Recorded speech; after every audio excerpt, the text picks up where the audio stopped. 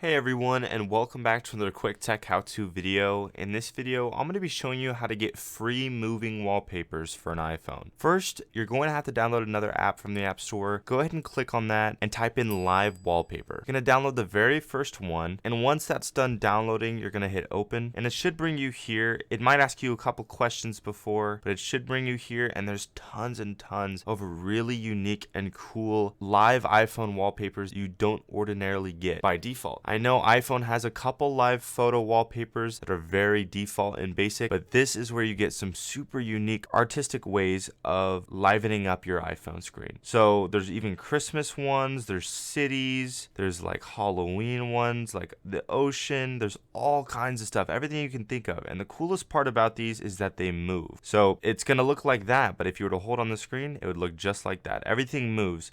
All of these live photos, and then that's how it normally look, and then you click that, and that's how it is live. So this is a super cool way and a cool feature that iPhone added. It really allowed for artists to make some very creative wallpapers for other people to download and share their art to everyone around the world. And that's how to get free moving wallpapers for an iPhone.